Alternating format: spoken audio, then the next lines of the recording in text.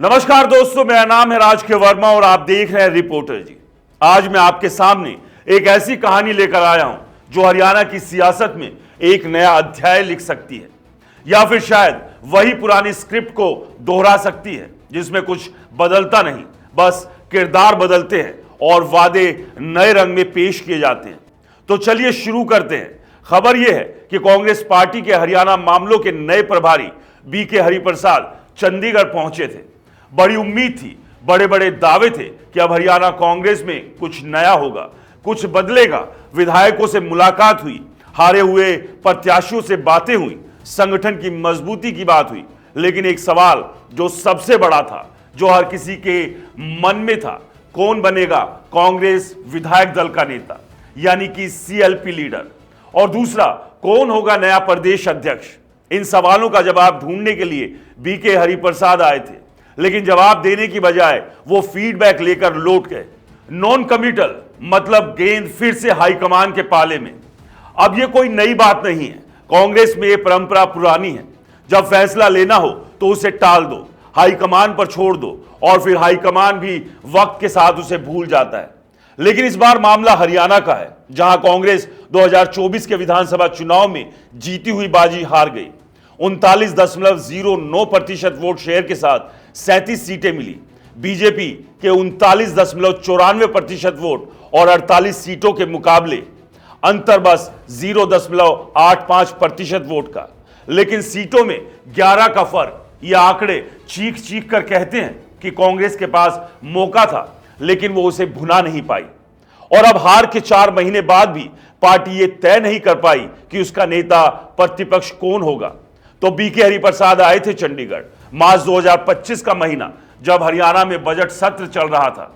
विधानसभा में कांग्रेस के 37 विधायक बैठे हैं, लेकिन उनके पास कोई लीडर नहीं है। बीजेपी की सरकार नायब सिंह सैनी के नेतृत्व में अपनी नीतियां पेश कर रही है और कांग्रेस के पास सवाल उठाने के लिए कोई एकजुट आवाज नहीं। ऐसे में हरिप्रसाद से उम्मीद थी कि वो कुछ ठोस करेंगे।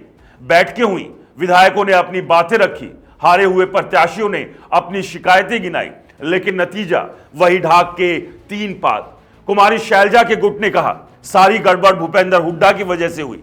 हुड्डा ने जवाब दिया, नहीं, शैलजा और उनके लोग जिम्मेदार हैं।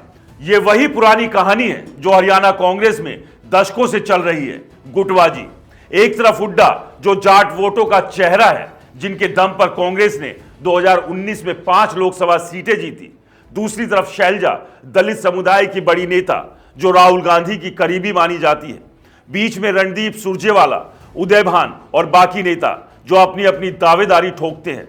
और इन सब के बीच कार्यकर्ता जो कहते हैं हमारी कोई सुनता ही नहीं। बीके हरिप्रसाद ने सबकी बात सुनी। विधायकों ने कहा जल्दी फैसला करो, सीएलपी लीडर कौन होगा। हारे हुए प्रत्याशियों ने कहा हम हारे क्योंकि संगठन कमजोर था। टिकट बंटवारे में गड़बड़ हुई, लेकिन हरिप्रसाद ने कोई जवाब नहीं दिया। उल्टा वो ये कहते हुए निकल गए कि फीडबैक हाईकमान को देंगे। अब ये फीडबैक क्या है? ये कोई नई खोज नहीं। हरियाणा में कांग्रेस की हार के कारण वही है जो पिछले 10 सालों से गिनाए जा रहे हैं। गुटबाजी, संगठन की कमजोरी, कार्यकर्ताओं की अनदेखी और बड़े नेताओं का अहंकार।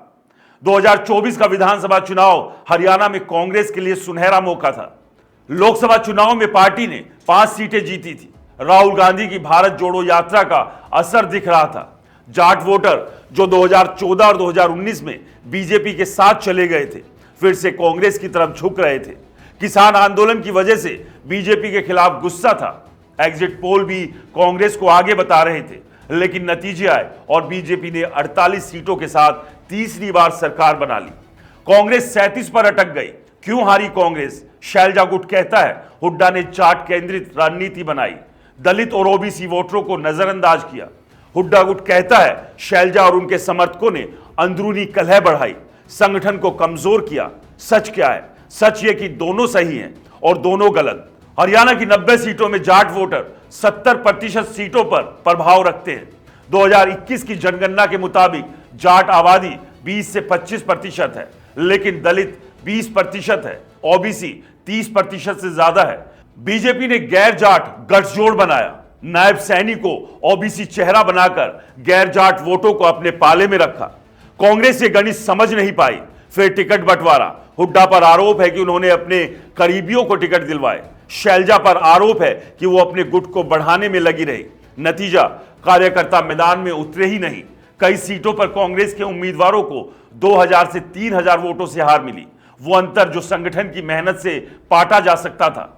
लेकिन संगठन कहां था? जिला स्तर पर अध्यक्ष नहीं, ब्लॉक कमेटियां कागजों में हैं। कार्यकर्ता शिकायत करते हैं, हमारी सुनवाई नहीं होती, और नेता वो एक दूसरे पर ठीकरा फोड़ते हैं। बीके हरिप्रसाद ने जो फीडबैक लिया वो कोई रहस्य उद्घाटन नहीं। उन्होंने कहा, पार्टी में कई बड़े बदलाव की जरूरत है। पुराने नेताओं को साइडलाइन करना होगा, नई लीडरशिप को मौका देना होगा, संगठन को मजबूत करना होगा। अब ये बातें सुनने में अच्छी लगती है, लेकिन सवाल ये है, क्या ये सिर्फ बातें ही रहेंगी?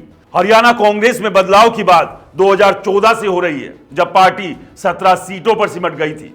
2019 में भी यही कहा गया, 2024 में भी वही राग, लेकिन बदलाव आया कहां? हरिप्रसाद ने एक और बात कही, अगले 4 साल कांग्रेस के लिए एक्सपेरिमेंट का मौका है। मई 2019 तक लोकसभा चुनाव है, बीच में कोई बड़ा चुनाव नहीं, तो क्यों ना नए चेहरों को आजमाया जाए। कोई ऐसा नेता जो ना शैलजा गुट से हो, ना हुड्डा गुट से, कोई निर्गुट युवा चेहरा जिसे ताकत दी जाए, जो संगठन को खड़ा करे। यह सुनने में क्रांतिकारी लगता है, लेकिन क्या कांग्रेस ऐसा कर पाएगी?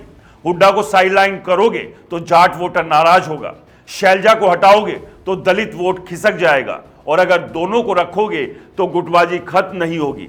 बीके हरिप्रसाद ने संगठन पर जोर दिया, कहा हरियाणा में कांग्रेस को मजबूत संगठन चाहिए, डेडिकेट कार्यकर्ताओं को मौका दो, उनकी बात सुनो, उनकी ताकत को बढ़ाओ। यह बात सही है।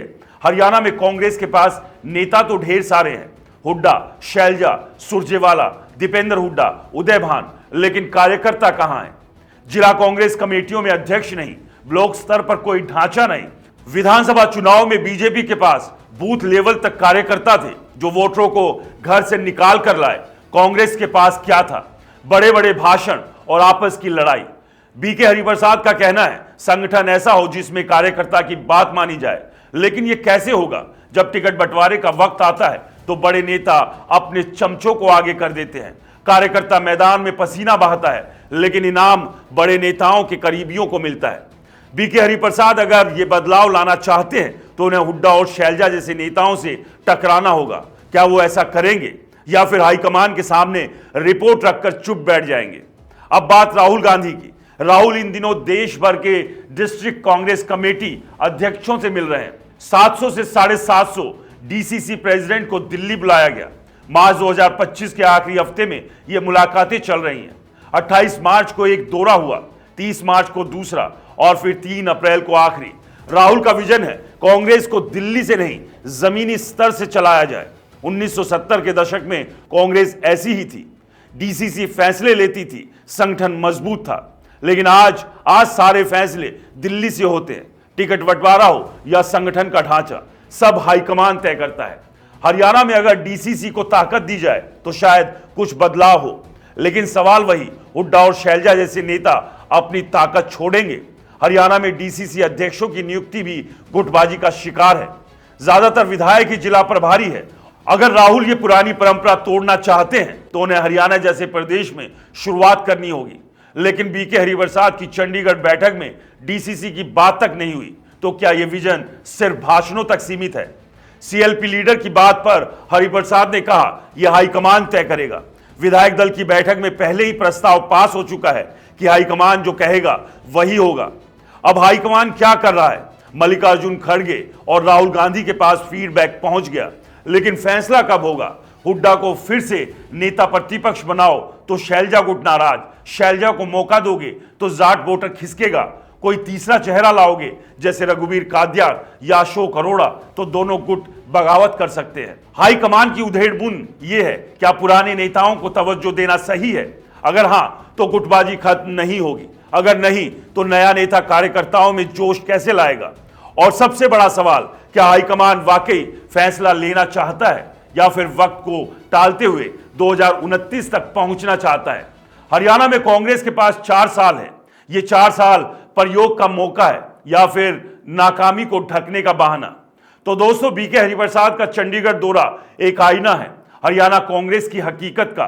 पार्टी के पास मौका है नया संगठन बनाने का, नई लीडरशिप को मौका देने का, कार्यकर्ताओं को ताकत देने का। लेकिन सवाल वही, क्या कांग्रेस ऐसा कर पाएगी?